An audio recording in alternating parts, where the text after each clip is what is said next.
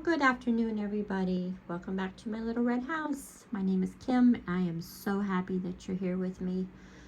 Today, you can see that my tightwad book is sitting there. Probably means we're going to have a discussion about money. On this channel, we discuss everything from money to cooking to even cleaning, gardening, greenhouse, cooking, junking, you name it. But something really upset me the other day, and I just had to share it. And I apologize that you're staring at my green chair. The humidity here is horrible, and my can of hairspray is empty, so trust me, you are better off staring at this chair. So something upset me. I just had to share it because maybe I'm hoping somebody else could benefit from this. About 15 plus years ago, my brother-in-law, who's very good with money, introduced us to a radio person named Dave Ramsey. And at the time, I needed him in my life, Dave Ramsey. I have no shame in admitting that. My husband and I have gone through financially just about everything there is for you to go through financially. You name it, we've been there and done that. We always say you can't fool us because we've been through that. We know what you're doing. We know. But anyway, so I was very enthralled with him, as many people were, and still are. I had the books, read them constantly just for reassurance. I think at one time I even had a bumper sticker on my car from him that said it's in the budget. You name it. He's the one that started the baby steps, the snowball debt plan, the debt snowball, excuse me, I said that wrong. And that one I do tend to agree with because, he's, regardless of the interest rates, always pay your smallest debt off first. And I do agree because emotionally that just gives you momentum. Oh, I paid something off. Now I can keep going. So I do agree with that. And then, of course, the first one is save $1,000. Okay, well, maybe 15 years ago, it may have been easier to save $1,000 for some people. Today, in our economy, where gas is over $4 a gallon, we're pushing almost $4 a gallon for milk. It's a little more harder. Let's be real. People are struggling. People are charging groceries. People are doing pay in fours to pay for their groceries, or just everyday things like toilet paper and Kleenex and whatnot. It's sad, right or wrong, that's just where we're at. He says, get your $1,000, you should do it within 30 days, sell everything in your house, blah, blah, blah. Okay, well, I know in my house, if, like this green chair, I probably get 20 bucks out of it. Unless you have spare jewelry or a riding lawnmower or something laying around that you can sell and get that much money right away, that's great. But again, reality is most of us, we don't have that. We just have the stuff in our house, and most of us, ones that follow this channel probably have their houses full of garage sale stuff or thrift store stuff, whatever. So it may take you a little longer than 30 days. Should you have it? Absolutely. But realistically, I can remember a time in my life just to see a $20 bill, I would have been ecstatic. If you can even just save $100 for right now, if that's all you can do, and you're paying, the debt that you can pay, you're paying your everyday bills like the electric and the gas, or your water or phone, you're doing good. And I think that's what half the problem is that people fall off the wagon because that $1,000 is just not obtainable for them. It's not an excuse. It's not a, oh, I just can't do it. Yeah, there's some lazy folks that just don't want to go out and find a way. There are many ways though, like how we do Spark deliveries or DoorDash or Uber, or I'm not going to promote putting people in your car, but if that doesn't bother you, then that's your thing, whatever. But there are ways. But for right now, if that's all you can do, you're not a bad person. You're not. I've heard many phone calls where people call in and they say, well, I just can't do it, or, and they're being as honest and raw as you can possibly be. And, or they say, I've had to spend my, something came up and I had to use that money, and on the other end, in the Dave Ramsey world, I've heard them ridicule people, that they're just not trying hard enough or whatever. And that just bothers me. I mean, these people are trying, obviously, that's why they're calling you. Take the time and listen. Maybe there's something you're not hearing, and if you had to take what money you had saved for emergency, good for you, because you had that money, you saved that money, so good for you. So that's my advice on that. If you can only save $100 or even $50, hell, that's better than nothing. When you get paid, withdraw your money in cash as much as you can, because I know we all pay a lot of stuff online. But like if you're going to the grocery store, try to pay in cash. The pocket change that you get back, start throwing it in a jar. It adds up.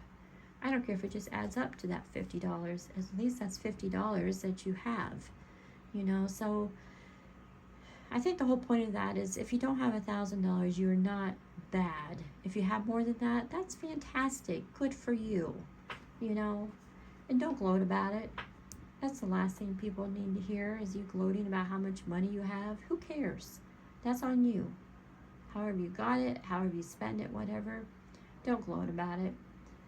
And, just do what you can. As long as you're trying, you're paying what you can. If you get paid and you're broke because you've paid what you could and you've saved what little bit you could save, you're doing good. Keep at it. You're doing a good job. Just keep on going. But my biggest gripe was, so Dave Ramsey always pushed, do not get involved with these debt relief programs. Don't ever sign up for them. They're bad, they're scum, they're bottom feeders, or whatever adjectives that he used. Just don't do it. And I know this from experience, because I've looked into these places years back in my life. So when you sign up for companies like Freedom Debt Relief, National Debt Relief, you are assigned an attorney. You have to be under attorney, whoever represents wherever you are, what state you're in. I mean, you will be. That's just the way it is. It's not just Freedom Debt Relief. There's attorneys behind those companies. So a guy called in the other day to Dave's show. Bless his heart. You could hear the stress in his voice. He had 10 payday loans. 10. He was in a trap. And you could tell he was desperate. Like, man, I got to get out of this. I don't even know where to start.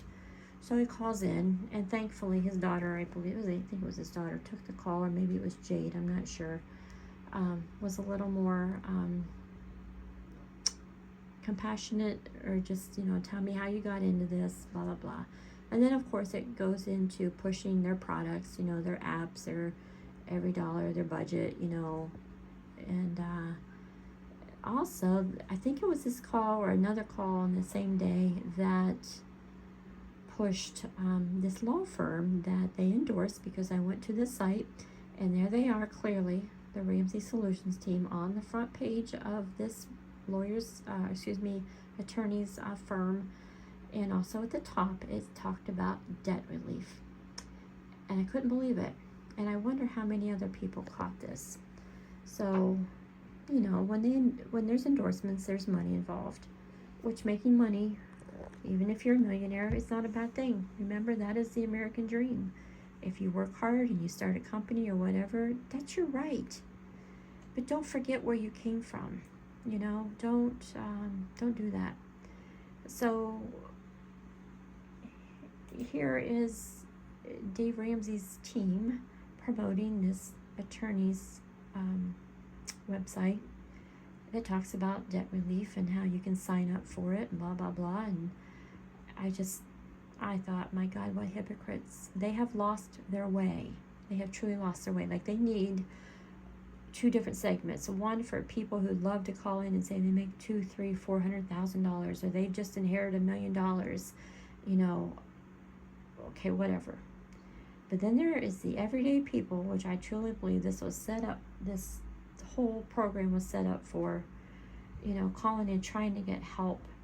You don't want to be ridiculed. It takes a lot of guts to call a national radio station and tell the God only knows who's listening what all you're going through. That takes guts, you know. So I applaud you, or whoever calls in, that truly, you know, doesn't need advice on how to, where to put their $1 million, but wants to know, how am I going to feed my kids? How am I going to do this? I work 2 jobs. I have to have some time in the day to spend with my children. You know, that's where I think they've just so lost their way. And I found that so hypocritical, to the point that even though I followed them for well over a decade, I will never watch them again, or listen to them. I'm so appalled by that. I truly, truly am. And again, this is just my opinion. So, I don't know if anybody else caught on to that, looked that up. I don't know. But be careful. So there's my advice. This book right here, the Tightwad Gazette. Again, I don't know this woman from Adam. She doesn't know me. But there's so much common sense in this book. Use your common sense. Live within your means. You know, do not take on any more debt, because that's only going to make things worse. Don't do balance transfers, because that's just going to create more debt, really, because you have an open line of credit and eventually it creeps back up. You know, you get paid, you create a budget, and pay what you can. If bill collectors are calling, you just tell yourself in your head, you know what, buddy, get in line with the next one. I'm doing everything that I can. And save, even if it's only a $5 bill, something that you have. Like maybe your child, I don't know.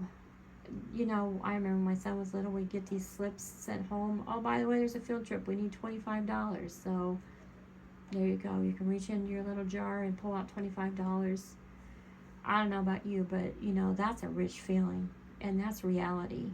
So there's my advice. And it was free. And I'm pretty sure I'm not going to become a millionaire off of making, you know, giving my free advice. Just, you know, we're all struggling. We don't need to be ridiculed. Have we all made money mistakes? Absolutely. Do I still make them? You're darn tootin' that I do. And I probably will in the future. You know, but I have knowledge. And knowledge is a very powerful thing. So, yeah. Thank you for listening to my rant, because that really upset me. And I'm done with my lunch break, so I got to go back to work. So, have a good one.